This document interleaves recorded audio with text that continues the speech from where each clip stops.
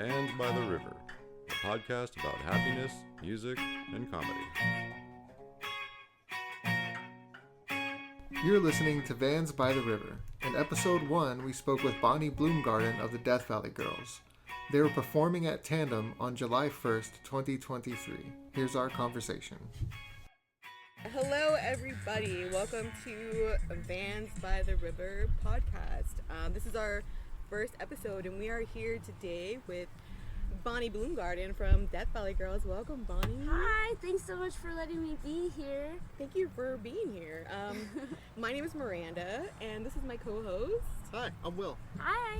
Nice to meet you. Nice to meet you guys. So today is Saturday, July 1st, 2023, and we are recording at Tandem in As you San can hear. Antonio. Yeah, you can hear that music inside.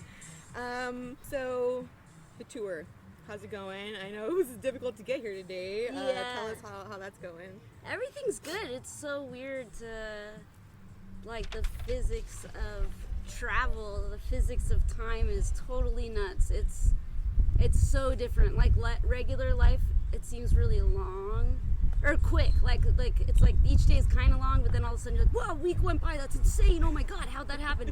But on tour, it's so slow. You feel really? like everything is so like exaggerated and funny, and you're with people, so you're getting constant like 4 or 5 person narrative on the same thing at all times. So it's like and you usually don't have commentary for every single thing you see. So it's like time is so different. It's like nothing else, and so I think we're in this is like the 5th week. Oh, wow. So I'm pretty confused, but I'm really happy that we're here. The skies are so cool here. And it's all good. 3 more shows, Okay, and then I get to see my dog. Awesome. Yeah, I was gonna ask you, are you homesick yet, or do you get homesick on the road, or you just love being on the road? I mean, I don't really know. I think that's always changing, but I'm never homesick. Sorry, friends and family. But I miss my dog, but it's like this might be too far out of a thing to say, but it's like when people talk about ayahuasca or some journey that is going to be really, really, really hard, but it's going to be worth it. It's like travel, I think, is like that. It's going to be hard, but what you gain from it is going to be worth it. And it's like don't totally know the minute you get home. It's something you work through, and it's just you have more of a journey on the road than at home. So that's so cool that we get to pack a bunch of life in. But it's like I would be lying if I said it were easy. But this time has been my favorite tour for the reason that I've had the most intense dreams, and I've dreamt more of this tour and remembered it more than any other tour. And I had the best dream I've ever had, maybe ever. The best dream I've ever had, maybe ever, 3 days ago, and I'm just that could keep me happy for a month. So Can you tell us about it? Yeah, it sounds so weird, but we were in northern or middle California on this beautiful forest meets sea situation, just gorgeous lands. And I guess my friend owned it, and we were going there to record a song, but we hadn't seen each other in a while. Always the band is in it, and they were I was gonna go say hi to my friend inside, and they went downstairs to the basement to practice, and I could hear what they were playing, and I still know the song it was they were making up a song, and I still know it, which is really weird. And I was I don't really know if that's what we should record. But then all of a sudden everyone was getting super dressed up and had these beehives and putting on all this makeup and these really long flowing gowns and capes and all of this stuff. My friends and all my other friends were there, and that lady Chloe Sevigny was there, and all these weird people were there. And then I just followed them outside. This is so crazy. And all of a sudden they were all outside, and there was this geyser of energy. I've never had a dream like this, but there's this geyser of electric white and blue energy, and it was like animated, and it was you could feel it, and it blasted out of the ground, and everyone was ah! And everyone was just all of a sudden this I don't even know how to explain it, but it was just like a total, complete, primordial, eternal love thing hit everyone, and everyone was like clapping, yay, it's here. And I was like, you knew this was gonna happen? Like, this is a thing? And they're like, and then they started singing this song, this like Jesus song, and someone explained like it's not for Jesus, it's just a song that we've all taken to mean like something has come that has changed the world. And I was like, this is insane. And then I woke up and I was like, oh my God, like that, what an insane dream. Like, that's so cool, you dreamt that, you know? Awesome. Yeah. And I'm like part of this kind of community of like UFO people, and they've been talking about like apocalyptic dreams a lot lately. And it's something people always talk about, and you know, and I'm like, and I wanted to be like, hey, you guys, guess what? I had the best dream ever. It was like the opposite of the apocalypse. Like, let's focus on something positive. Yeah. It's not apocalypse. It's gonna be wonderful. Yeah. We're gonna connect and Yeah. love each other.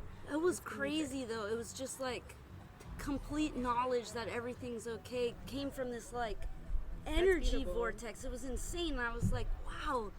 Why did you, you know, like when you wake up and you're kind of proud of yourself, like, where did you think of this? You know, like, cool. Like, your subconscious is like, you're all right, Pretty you cool. know? Yeah. But I don't, sorry, that was like a tangent. But that, No, yeah, that's that's awesome. like, it's like regular life. Like, I don't know if I would have had that dream if I were home, but I had it, and I'm happy that I had it. And yeah, I don't know, that was cool. That was my highlight of tour. And also, we saw Rainbow in Vermont. And that was cool. Nice. Yeah, the other band saw a bear. We didn't see a bear, but it's cool that Wow. anyone we know saw a bear. You know? From a safe distance. Yeah. Ricky, that's her favorite animal, so she would like hug a bear if she could, even no matter what the repercussions. I would hug Yogi Bear. Oh, And it's a Yeah. panda bear. I Oh, would I hug a have to panda do it. bear She's right little. now. you're not supposed to hug bears, but Yeah. you gotta live your truest life. I That's why think. they have all that fluff, though. Why else? Yeah. Yeah. Okay, so I have another question for you, Bonnie. So this podcast is about happiness, music, and comedy.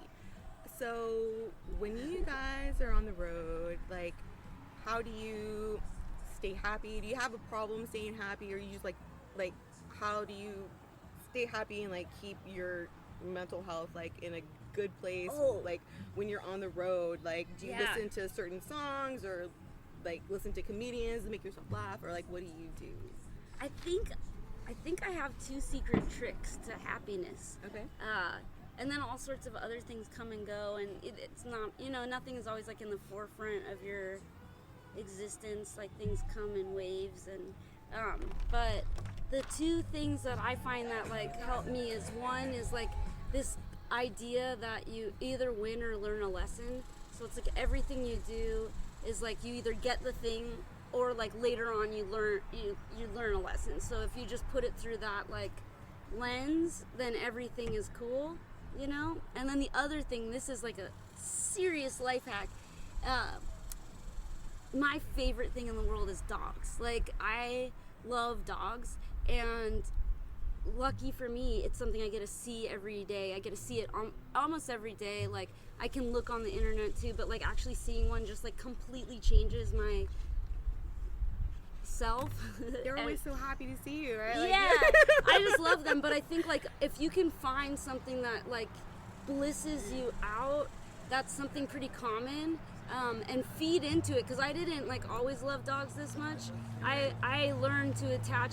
I trained myself to dogs equal happiness, and now like I'm blissed fucking out every time I see a dog. I can't control it. It's embarrassing. Like I would That's shudder awesome. if I saw someone else act like that. But it's just like I think if you can just like reframe.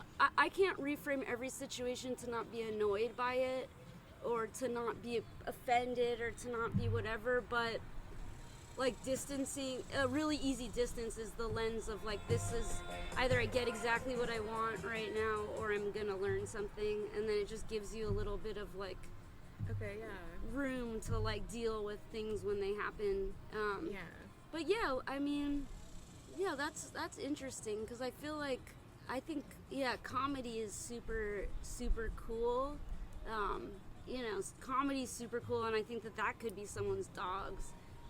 But I think it's just a constant like remembering that your brain is the same as the rest of your body. The way you can't like positive yourself or optimistically shift your perspective. Like you can't just be happy. Like you have like, or the sense that your body is telling you stuff all the time. It's just constantly. It's like you have a soul, you have a spirit, you have an energy field, you have everything. Your body is the thing on the physical earth telling you what's going on. So the more you like push something down, the more it's gonna pop up somewhere else. So it's like like a thing of trying to be attuned to yourself and like balancing that, and like, for me it's like crazy, but it's the idea that everything I do is trying to get in alignment kind of helps me. I don't know if it's be happy, but know that every day serves a purpose, like in a great way. Every day is getting closer to infinite bliss. No, I don't know, but you know what I mean. It's just being, that's what I think. Is it's like learning shit, and that definitely happens every day. Yeah, and like, regular people who aren't musicians sit around listening to music to help them feel better all the time. I do it all the time. Yeah. Do you ever write music with the intention of making somebody happy? Or you ever write a song and feel like this is a happy vibe, or this is, Yeah, well, there Islands in the Sky we wrote for our future selves. So that was intentionally written for our future incarnations, so we could be like, here's the lessons we learned in this life, like here you go next life, so you don't have to relearn them. So that was intentional, but I don't think that was the first time we intentionally really did anything. The last record, Undisclosed Joy, we thought you could like make chants, and if you just said it enough times, like it would come true, but that's not how manifesting works, I guess. Turns out you have to like, there's a little magic involved. Yeah, and you can't like, that's like if you did like yoga without doing it right, or like you could probably lift stuff and get strong, but you would hurt yourself if you're not using the right muscles. So it's like chanting, if without the feeling doesn't work, and if you don't believe that you're deserving or worthwhile, you can't manifest. So I think Islands in the Sky is kind of like, you're loved, you are just love. We're like, we're all one thing. We're all, my feeling is that we're all eternal light beings, and that we live endlessly. I mean, it's kind of scary and I don't like it, but how I feel is that we live eternally, and I'm just living in a Bonnie lens. Like, I'm just viewing reality through this lens, you're viewing reality through that lens, you're viewing reality through that lens, and like, but you've lived eternally, you've been a million things, and it's not things in the future and things in the past, it all exists at once. But at the same time, like, I feel like writing this for a future self helped past self, and it's just like, now that we wrote it, we were like, oh, this is so cool, it got a great idea. If we write a record for future selves, then if it doesn't do that great, it doesn't matter, because it's not even for this lifetime. So we have like 100 years like for it to do good in the charts or whatever. It doesn't matter. But really, I think it helped this life, like making it concise. Like, what did you learn? What do you want to know? Like, what would you tell your new self?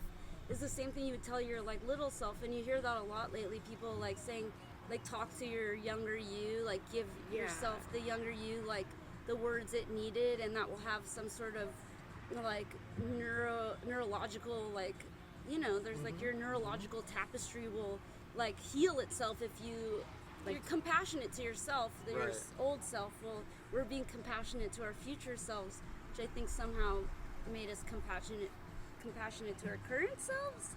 That's what I think. Does that make sense? Yeah, no, I like that. I like that a lot, actually. Okay. I'm like, the whole Islands in the Sky album, when I'm listening to your lyrics, I'm like, oh my god, Bonnie's in my head. Like, I've been like, so like last year, I don't know if you read the Kabbalion, but I was listening to like the audio of the Kabbalion, and like a lot of the stuff that I like learned when like I listen to your lyrics, it's like stuff that I want to tell myself. Like, God, I can't even think of like the words now, but Yeah, I think some of your lyrics are motivating in a very positive way, and they're introspective enough for other people to relate to it and think about that for themselves.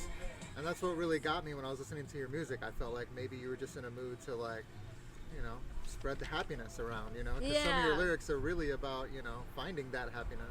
Yeah, well, thank you. That's so cool. I mean, I believe that I'm just channeling songs that already exist in the future, in the past, or I don't understand, but I feel like there's certain songs on the record that are just like, hey ding dong, like to me maybe, or hey ding dong, whoever it is, like wake up, like dingy, like this is the experience right now. It's like, this is it, like there's, like this is your chance now to be playful and have fun, and like the way things used to be. I think there's like gods of earth, like indigenous cultures are still the gods of the earth, and we're just like, we forgot everything when we were put in these bodies, and we're just like, what are we doing here? Like, I gotta go to work, or, you know, like, I hate my body. And then you don't, and then at some point you either continue to hate your body, or these things that are so trivial, or that don't exist, aren't reality, like, are just like physical reality. And then at some point you're like, that's the smallest level of reality. Like, I wanna share love and spread love, and if I hate myself, like, is a like 8-year-old girl gonna hear my song and hate herself too? Or am I gonna be like, you know what, I'm trying to love myself? That's like the message, is like, I don't know. And it's hard to answer this because it's like, I don't like really, you know, it's like I'm a person that's like dealing with the struggles, but it's like, it's like if a kid's gonna hear this, I definitely want them to, like, I'll be honest, this is a little bit embarrassing, but when I was in school, every single essay I ever wrote, I thought the whole point of every essay was like that your like thesis was like how that topic was going to make the world a better place. So for some reason, that's just what I like always think, is like, I don't really want to make something if it's not gonna, like, if someone's gonna see it and take it out of context and it's gonna make them feel bad, which is, I realize, totally insane, not the point of art. But I guess ever since I was a kid, I thought the point of everything was to try and make the world a better place.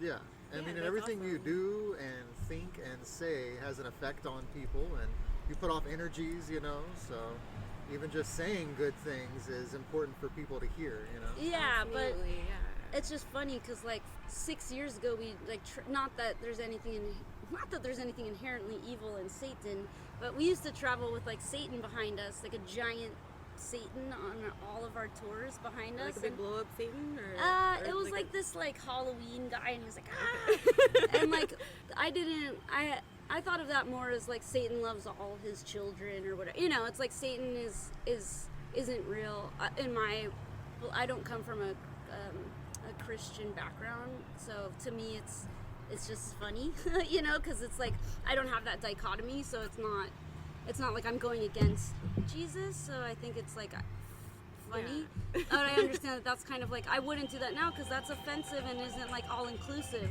Okay. You know what I mean? So it's like, I don't know what's wrong with me. It's just funny that this is where I'm at. I don't know why, but I think it's hilarious because it's like, I should just want to be like, you know, tough guy, like messing up the joint. Like, but for some reason, I feel truly like people need to, you know, help and remember to love themselves, and that like, this is not, the realest thing in the world is like what you share, not like how you feel about or not like judging yourself doesn't, I don't know, it just, I hate that, thinking of like kids judging themselves just kills you know, me. For a long time, when you become happy, a long time until you're maybe 10 years old, it's from discovery. You're discovering things that make you happy, rainbows and ice cream and friends and your mom and Disney movies and all these things that you like.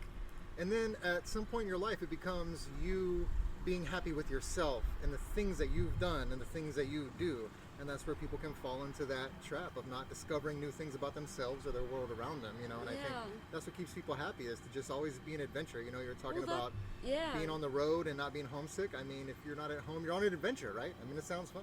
Yeah, well, I think also there's like this society we live in is like super messed up. And I know, like, we were just on tour with a band from Zambia, so I realized that I don't know anything about the world, honestly. Like, I'm from California. I've lived in California and New York. My perspective on the world is like from a very, very, very, couldn't be more limited, but from where I'm looking, like, it seems like there is two ways you're supposed to be, like either Barbie or He-Man, and it's like neither of those represent me in any way, and I feel like most people it doesn't. And I feel like when I was a kid, and for at least until a little bit, like, I feel like everyone was just shuffled into these two places, and you have to be one or the other. You can't like yourself, and like that, I think the more we make that not the truth, like, the more people can just be who they are and find if they like ice cream, or find if they, whatever their like true bliss is or whatever. If no one's like saying you have to fit into any kind of way, you can just be truly who you are. It's like, I think that that's the most important thing in the world, and I think that that's what's wrong right now, you know. And I think this like next generation of people is being like, no, like, I don't fit into those boxes at all. That doesn't, I can't. And they're like, I can't believe you guys thought that there was two boxes. That doesn't make any sense to me. You know what I mean? They're like, no, like, they don't. I mean, I know that, and that's of course like from my tiny vantage point, but it's still, I can just tell when I see a kid, I don't think like, ooh, I should probably try and push them over to this box. Or like my nephews, like if they do something that's weird, it never occurs to me to tell them. It's like, oh, sorry, boys don't do that. Or you know what I mean? It's so crazy and just like, you know. Yeah, no, I love how your music is very like love yourself, and your reality is what you make it, and just make it something good, right? Yeah. Do you have any more? Yeah, can you name like a song or a movie or anything that might be a go-to for you to be happy or to feel happy? Like for me, Home Alone, I love that movie. It's dumb fun, and I enjoy watching it. Every time I watch it, it's fun. It makes me happy. Is anything like that for you, for music or for a video? If I'm ever in any type of way, like if I listen to Black Sabbath, I will get like a different kind of way. And yeah, I like, there's all different you know, like I like listening to a lot of like different, you know, like Black Sabbath or like gospel music or lots of voice music. I love like that kind of stuff. And honestly for me, I use a lot of movies to like kind of disassociate and like check out. I love like being happy and trying to find that sort of area of the world, but I love like Rosemary's Baby. That shit will just take me right out of what I'm feeling. And No, that's interesting how that does that, right? Like even if something's not happy, you can still be absorbed into it, and you can still enjoy yourself and come out of it maybe with a better attitude even sometimes, you know? Yeah, definitely. All right, well, I don't want to take up too much of your time, because I know you're about to like play a show. About to rock the stage. Do you have anything coming up that you would like to tell us about? Any projects or anything coming up? Or well, we have a lot of exciting stuff coming up. I can just say that, and I could say if you live in other countries, we might see you soon. And we're always writing and recording, but hopefully we'll get to see everybody a million times more. Definitely. Awesome. Thanks so much for letting me talk to you. I have one more question. When is Death Valley Girls podcast, the next season coming out? Because I cannot wait to see what else happens. Well, I needed, so that was really intense. Like, I got to be honest, it was. Okay, yeah. It was intense. Yeah, it was super intense, and I didn't know what I was getting into before I got into it that season. Your stone fell here. But I'll get it. Good job. But yeah, just anyone that doesn't know, as I interviewed experiencers, abductees, and contactees of alien abduction and contact and experience, and that was really intense, which we can talk about later. Yeah, I couldn't stop listening to it. Yeah. It was awesome. I can't wait to see what you come up with. Yeah. Like, what's next? Yeah, so I'll be home for a little bit, and I have a bunch of interviews done, but I just need to like take a little bit of a break, because it's like, you know. Yeah, that was a lot. It's intense. I got the most like feedback from this last tour, because it was like happening. I've never done a I've never been successful at putting out episodes while we're on tour, so it was like really interesting for people to be like, oh my god, you know, like I heard it, and I'm like, really, you listen? I'm like, yeah, like oh my god, and talking about it in real time was like really crazy. Yeah, it's So awesome. yeah, but yeah, thank you so much Awesome. for talking Thank you to so me. much for being here. Thank you. Thank you. Thanks everybody.